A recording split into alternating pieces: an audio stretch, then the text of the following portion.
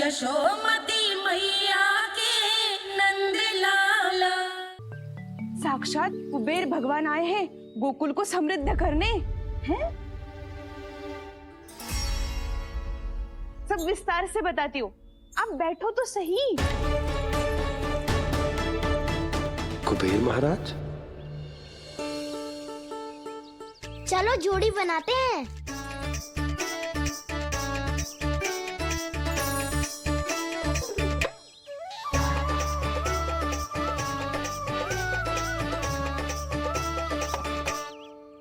मुझे तो किसी ने ना चुनो, मैं क्या करूं?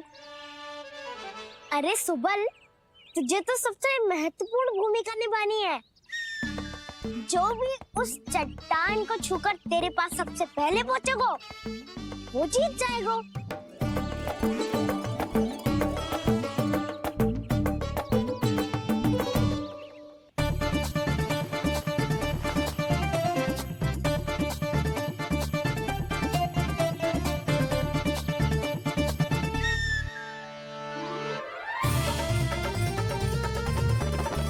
आरंभ करो।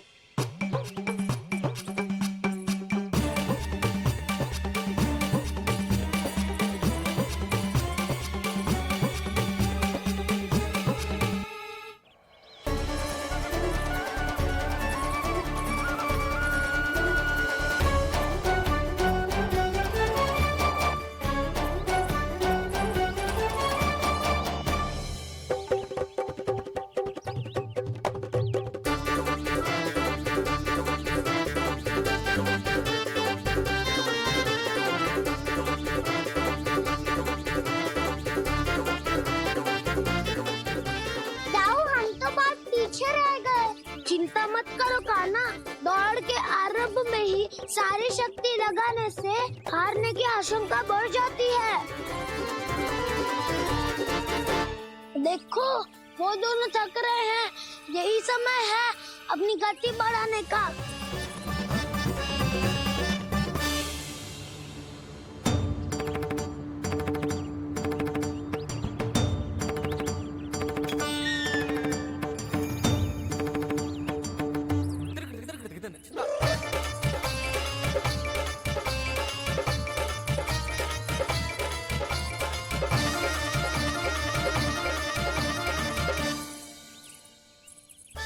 लो, हमारी जोड़ी सबसे पहले पहुंच गई।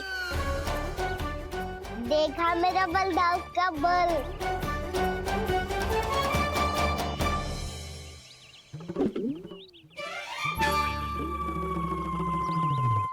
ताऊ, वो देखो।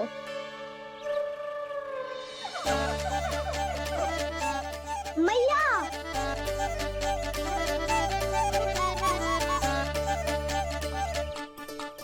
अपने परिवार या अपने सखाओं के साथ या किसी ऐसे व्यक्ति के साथ जिसे उसकी आवश्यकता हो बांट लेना चाहिए, ताकि सबके पास पर्याप्त हो और किसी को भी कछु कमी ना हो, किसी को वस्त्र के बिना रहना ना पड़े, भोजन के बिना सोना ना पड़े।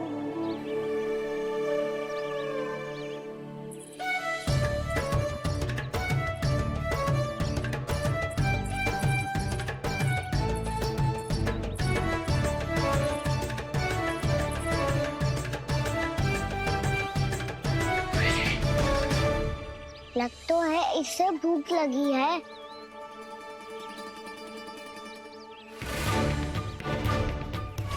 मेरी और क्या देख रहे हो? तुम्हारी पोटली में कुछ तो होगा, दे दो उसे। मेरे नैना मैया ने क्या की थी? जब हम किसी और को देते हैं ना, उससे अनेक गुना नारायण हमें वापिस कर देते हैं।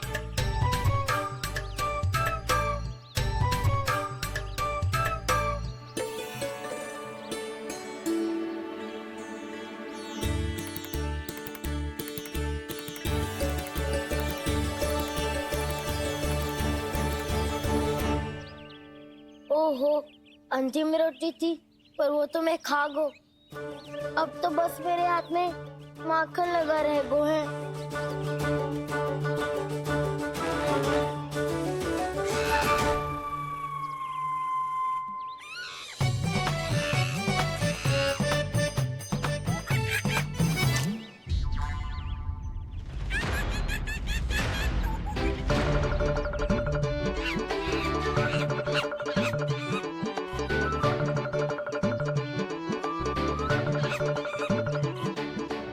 क्षमा करना सखा। तुम्हें देने के लिए मेरे पास कुछ नहीं है। अब आप ही बताओ, कोई 2 गुना मूल्य देगो तो हम शीघ्र ही धनवान बन जाएंगे कि ना? पर कोई 2 गुना मूल्य देगो ही क्यों? हो सकता है कि उनके पास अधिक धन हो, या उनकी तिजोरी में सामान आ रहा हो, या फिर उन्हें भलाई करने का रोग हो। हमें तो आम खाने से मतलब है ना नंदराज। गुटली किनके, हमें क्या लेना देना। मैंने तो निर्णय ले लिया है कि उसकी सिर्फ मान लूंगी। बस नारायण को साक्षी मानकर जब प्रण ही तो लेना है कि सारा का सारा दूध, घी, माखन अब से केवल उन्हीं को देना है मैंने। बस इतनी मांग रखी है उसने? हाँ, आपको विश्वास ना हो रहा हो तो गोकुल में किसी से भी पूछ लियो। 2 गुना दाम दियो है परमानंद जी ने, इसीलिए तो सबके सब आनंद के सागर में गोते लगा रहे हैं।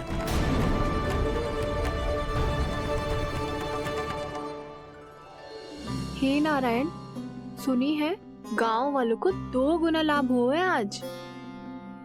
पर मैं तो माखन बेच ही ना पाई, क्योंकि हाट जाने के लिए कोई साधन ही ना मिलो मुझे। जी नया माखन अभी अभी बनायो है मैंने। प्रतिदिन जो माखन निकालती हूँ सबसे पहले आपको चढ़ाती हूँ, ये सोचकर कि कभी तो आपकी कृपा होगी। पर जाने आपका आशीर्वाद कब मिलेगा मुझे, पर जाने कब आपका आशीर्वाद मिलेगा मुझे। यदि इस बार भी मेरा माखन बेकार हो गयो ना, तो सच्ची कह रही हूँ, कल से भोग में आपको कुछ भी ना चढ़ाऊंगी मैं। कल से भोग में आपको कुछ भी ना चढ़ाऊंगी मैं। कान्हा, मुस्कुरा क्यों रहे हो? वानर महाराज की भूख कैसे मिटानी है पता है मुझे। कैसे? माखन से। पर माखन कहाँ मिलेगा? सावित्री मौसी के घर से। तो क्या तुम फिर से माखन चुराने की सोच रहे हो? डाउन मेरी बात प्रश्न ही नहीं उठता, इसकी अनुमति नहीं दूंगा मैं। गोकुल वासियों को ऐसा वचन देने की अनुमति ना दे सकता मैं। बिना सोचे समझे कैसे वो किसी अपरिचित व्यापारी के शब्दों पर विश्वास कर सकते हैं?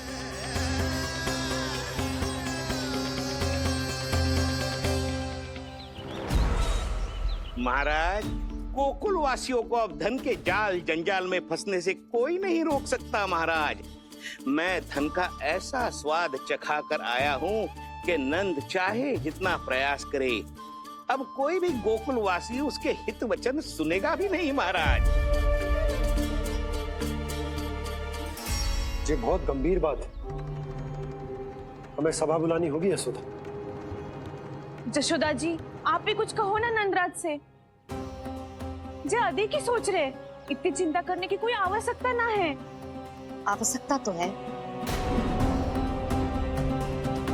तो जब कोई लोभ के जाल में फंस जाता है तो उसका बाहर निकलना असंभव है,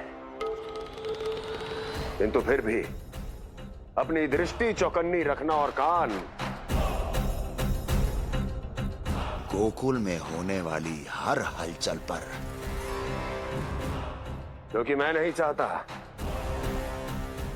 कि उस छलिया विष्णु अवतार का कोई भी छल मेरे मार्ग का रोड़ा बन पाए। अवश्य महाराज।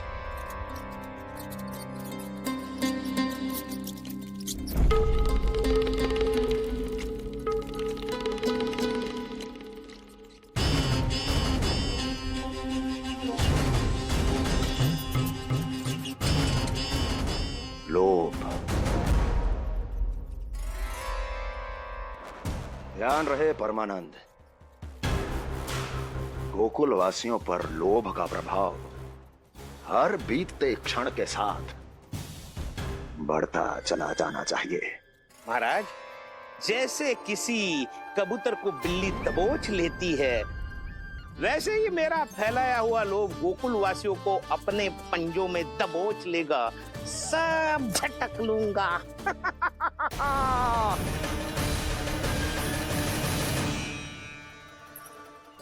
इससे पहले कि माखन पीला पड़ जाए, उसे आंच में तपाकर घी निकाल लेना चाहिए, ना तो पूरा का पूरा माखन बिगड़ जाता है।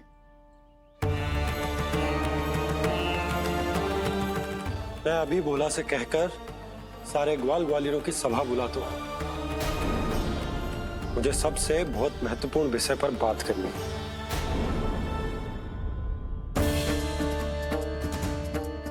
मति भ्रष्ट हो गई थी मेरी, जो यहाँ चली आई। अब कहीं ऐसा ना हो कि मेरा धनवान बनने का स्वप्न धरा का धरा रह जाए। सुलक्षणा, चिंता मत ही करो। अरे हम सबसे पहले तो वे अन्न के बारे में सोचते हैं। वे गोकुल वासियों को लोभ के फेर में कछु अनुचित ना करने देंगे। कहा ना मैंने, तुम्हें कुछ भी अनुचित करने नहीं दूंगा। दाऊ हूँ तुम्हारा। हाँ तो अनुचित बात करने देना दाऊ। पर मैं तो भलाई करना चाहता हूँ। भलाई? किसी की अनुमति या सहमति के बिना उसके यहाँ चोरी चुप के माखन खा लेना भलाई नहीं, चोरी कहलाती है। सखाओ, तुम ही बताओ, किसी भूखे प्राणी के लिए भोजन की व्यवस्था करना क्या तो है? भलाई। पड़े पड़े माखन चढ़ने के स्थान पर किसी का पेट भरे, वो क्या तो है? भलाई। किसी के मन की इच्छा पूरी करना क्या हो तो है? भलाई। ठहरो ठहरो, चोरी करके किसकी मन की इच्छा पूरी करोगे तुम?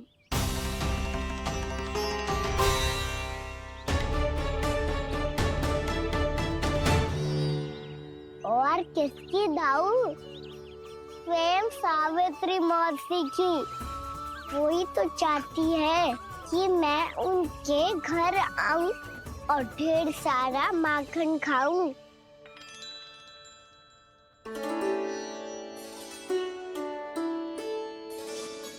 तो फिर अगला घर आपका। क्षण भर तो ऐसा लगो जैसे कान्हा ने मेरे मन की इच्छा सुन ली हो। वैसे कितना अच्छा हो तो यदि सुन ही ले तो। तुम्हारे कहने का अर्थ है कि सावित्री मौसी चाहती थी कि तुम उनके घर भी जाओ, जैसे जानकी के घर गए थे। ये बात तो उन्होंने मैया के सामने भी कही थी कि मैं उनके घर जाऊं। ये तो उनका सौभाग्य होएगा। किसी का सौभाग्य बिगाड़ते इतने बुरे ना है हम। ये बात तो सही कही है। मुझे भी कुछ अनुचित ना लगता है इसमें। तुम तो सत्यवादी हो मधुमंगल, तुम्हें क्या लगता है? अब बोल भी दो, वानर महाराज भूखे हैं। वानर महाराज से अधिक भूखा तो मुझे तू लग रहे हो। यदि कान्हा सच्ची में जैसा वानर महाराज की भूख मिटाने के लिए और सावित्री मौसी की इच्छा पूरी करने के लिए कर रहा है, तो दादी के सीख के अनुसार मुझे इसमें कछु अनुचित ना लगता। पक्का हम सच में चोरी नहीं भलाई करने जा रहे हैं। सही कहा दाऊ। यदि भूखे असहाय वानर महाराज का पेट भरोगे तो इसका असली पुण्य तो सावित्री मौसी को ही मिलेगा। इसका अर्थ तो ये हुआ कि कान्हा सावित्री मौसी का घर माखन चुराने नहीं जाएगा, बल्कि उसे दुगना कर देगा। बात तो सही है, तो फिर मैं तुम्हें नहीं रोकूंगा।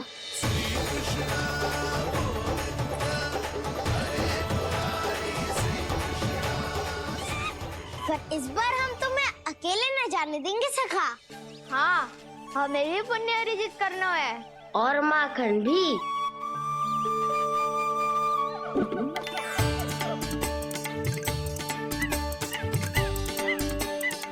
लगता है देव वानर महाराज भी हमारी टोली में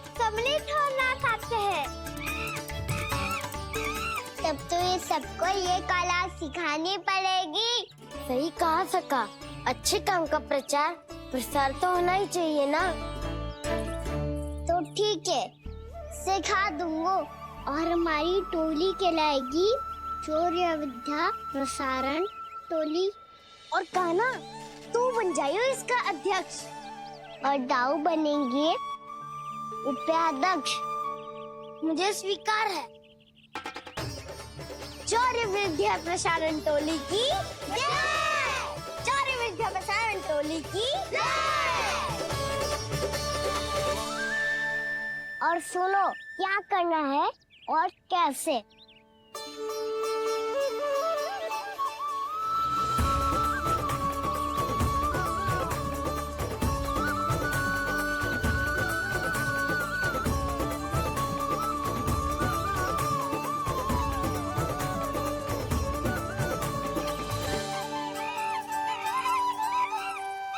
आया कन्हैया रे आया रे माखन का चोर, रोके रुके ना ये सरपट लगाता है दौड़। तुम सब बाहर छुप जाओ, मैं भीतर देखता हूँ। ना ध्वनि कोई हो ना पता कुछ लगे, आए चुपके से ग्वालों की टोली। चाहे कितना बचाओ छिपाओ कहीं, सारा मक्खन ये कर जाए खाली। मुख से तो लगता है सरल ये बड़ा भीतर से चंचल ये छल से भरा है ये नटखट बड़ा चिकचोर।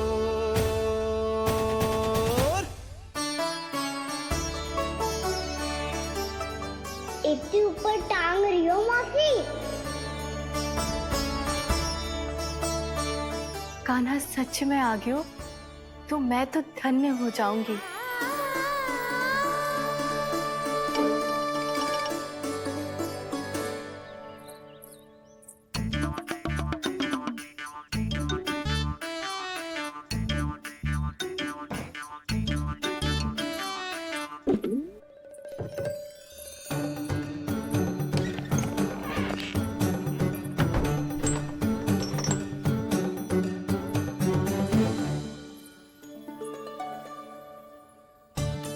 मन तो करता है सारा दूध दही माखन उसे बुलाकर अपने हाथों से खिला दूं।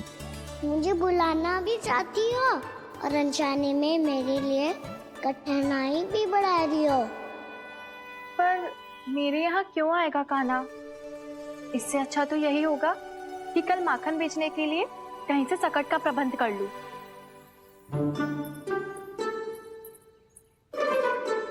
छुप जाओ छुप जाओ।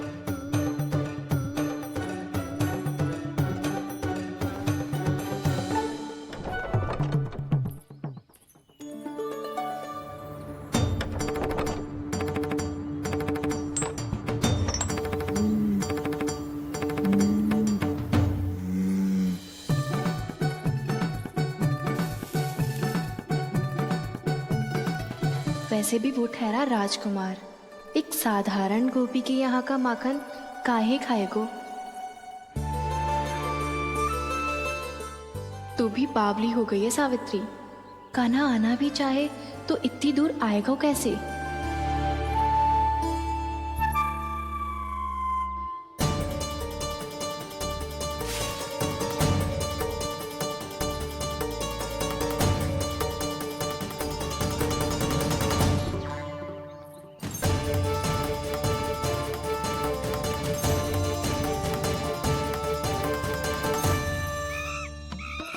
ओ मैया,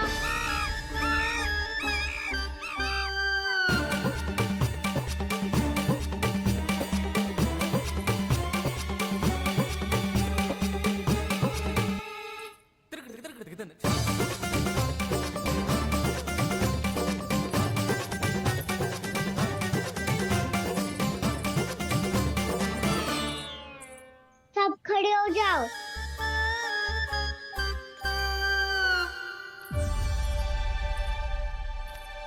सच्ची मैं भी कितनी बावली हो गई हूँ ना। जब नंद भवन की ओर जा ही रही हूँ तो कान्हा के लिए थोड़ा सा माखन ले जाती हूँ।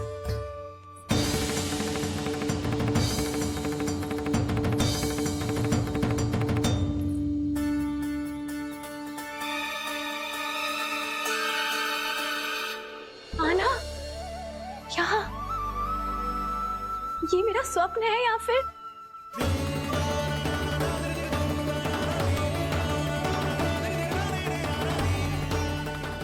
ये सारे बालक यहाँ क्या कर रहे हैं कान्हा के साथ?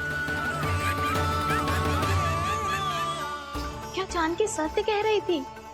कान्हा यहाँ पर माखन चुराने आया है। मुझे स्वयं जाके इसे माखन खिलाना चाहिए। चलो, सावित्री मौसी के वापस लौटने से पहले मैं कार्य समाप्त करके वापस भी जाना है। कोई पकड़ी मत जाना।